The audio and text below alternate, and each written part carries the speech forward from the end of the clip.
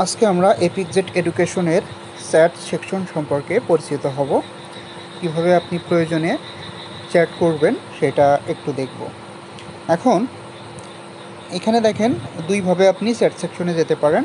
একটা হচ্ছে এই যে নিচে বটম মেনুর এখানে দেখেন যে চ্যাট আইকন আছে, এটাতে জাস্ট ক্লিক করলে আপনি এখানে চ্যাট করতে পারবেন।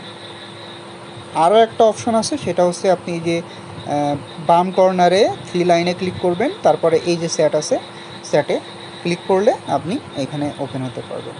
এখন এইখান থেকে আপনি চ্যাটিং করতে পারবেন। আপনার কোনো প্রয়োজন কিংবা অ্যাপস ব্যবহারে কোনো প্রবলেম হলে এইখানে মেসেজ করবেন, যিনি জানবেন তিনি আপনাকে হেল্প করবেন।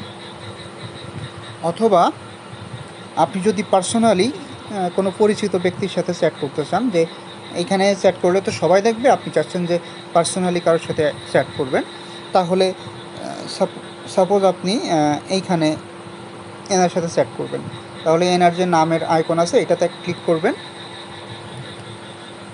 ক্লিক করলে আপনি জাস্ট যে ছবি আছে, ছবি থাকবে, অথবা মেসেজের উপরে আপনি যদি ক্লিক করেন, ক্লিক করলে এরকম একটা ইন্টারফেস আসবে।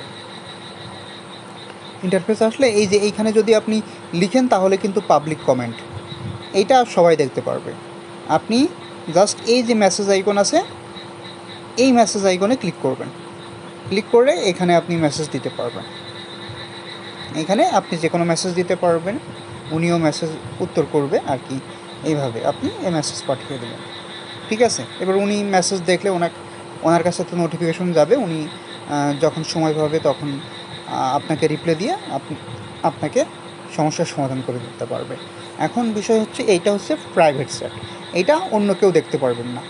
আপনি যাকে মেসেজ করবেন তিনি দেখবেন এবং আপনি দেখতে পারবেন। আর পাবলিক চ্যাটে কী হবে, যে সবাই সবার মেসেজ দেখতে পারবে। এখন আমি এইখান থেকে বের হয়ে যাচ্ছি মেসেজ দেওয়ার পরে। এই যে ব্যাকে ক্লিক করার পরে বললো যে want to leave the private chat, আমি ইয়েস দিলাম। এখন আমি বের হয়ে গেছি। এবার আমি আবার চ্যাট সেকশনে চলে গেলাম, পাবলিক চ্যাট সেকশনে। এখন আপনি পরবর্তীতে তাকে যার সাথে চ্যাট করবেন, পরবর্তীতে তার আইকনে গিয়ে কিংবা মেসেজের উপরে যে ক্লিক করে চ্যাট করা লাগবে না।